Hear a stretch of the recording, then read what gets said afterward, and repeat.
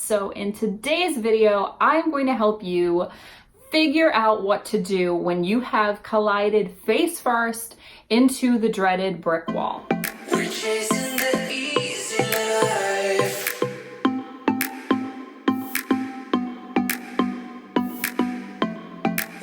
What's up guys, welcome back to my channel.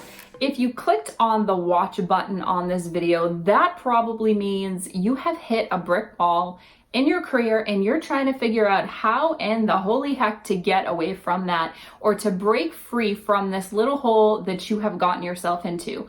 I feel you, and I have some tips on how you can break free from this roadblock. Before we get into the video, if you haven't yet, click that little subscribe button on my channel. I post videos all the time about how to advance your career in the music industry and how to just have a positive outlook on Nashville and the music business in general. If you ever have any questions beyond the videos that I am posting here, feel free to DM me, leave your questions in the comment section below, and I will do my absolute best to get back to you. Without further ado, let's get into the video. There really isn't a secret to the music business or how to advance your career, but there are lots and lots and lots of ways that you can make yourself better at what you do, advance your career in a faster way, and try to create some sort of life and living for yourself within the music business. I think one of the biggest misconceptions that I see in younger artists, especially moving to Nashville, wanting a career in the music industry,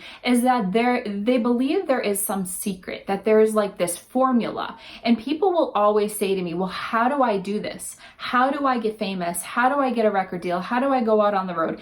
And I always say to them, the secret to that is there is no secret. And if you lined up 100 different artists that have been successful, I can guarantee you, I promise you, every single one of them is going to have a different story as to what transpired to make them a success. There are steps you can take to put yourself in a position to have that opportunity and to be ready for that opportunity once it comes along. Now, if you look at some of the artists that are getting signed to record labels today, and I'm not talking about the ones who are already releasing the #1 records on the iTunes charts. I'm talking about the brand new artists who you may have never heard of that are getting signed by labels, that are getting looked at by booking agencies. What do they have in common that has made them stand out?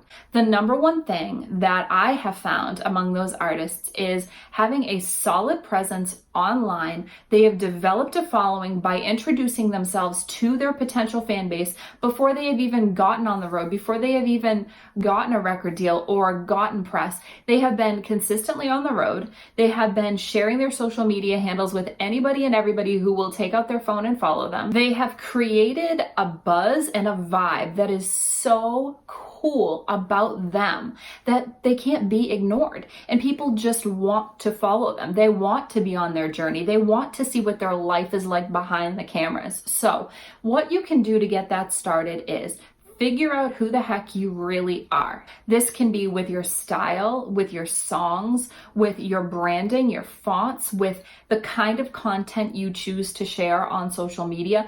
Figure out who it is that you are and what it is you want the world to see of you, and then go crazy being that thing. Make it so undeniably awesome that people go, I have to follow this person. I want to know more. I want to buy a ticket to see them sing. I want to go download their song the second it comes out on Apple Music. And I want to tell everybody I know about them. That is the way that you're going to start developing this following. You're going to start creating a buzz for yourself online, having a vibe so strong that it just cannot be ignored by people in the industry.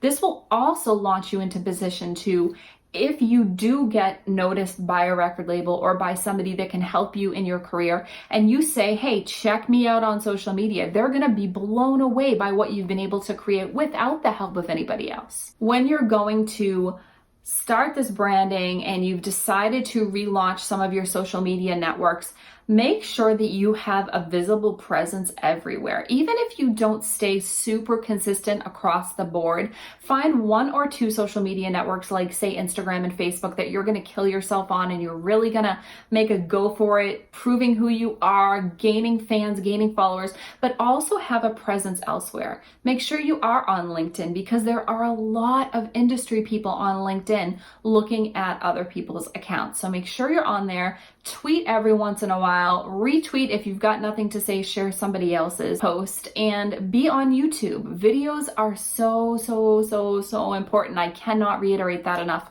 Video content on social media is the number one way that you are going to get noticed, that you're going to get recognized, and it's the most interactive content that you can post, because everybody wants to see what is going on in your world. So have a presence across the board on social media, your website. Those things are within your control.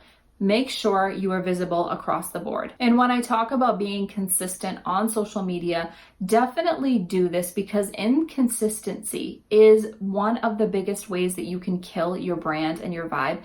The algorithms, social media are things that we cannot control, but what we can control is how much content we're posting, when we're posting it, looking at the insights to see when our fans and followers are looking and interacting with our content, and then using that to develop a stronger presence. If you're going to start posting on Instagram, don't post once and then not again for 3 weeks.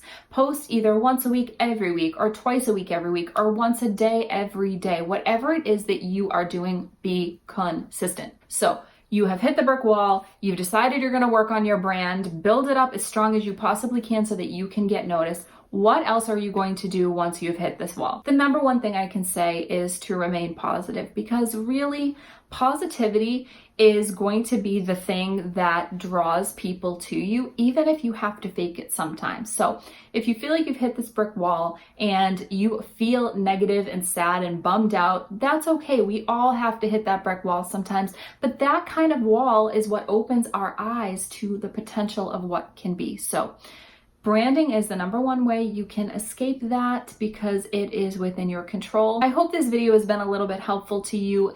If you've hit that wall and you're in that place, I'm so sorry. I know I've been there myself, but I've escaped it, and I know many other people who have as well, and you will too. With that being said, thank you guys so much for watching, and I will see you in the next video.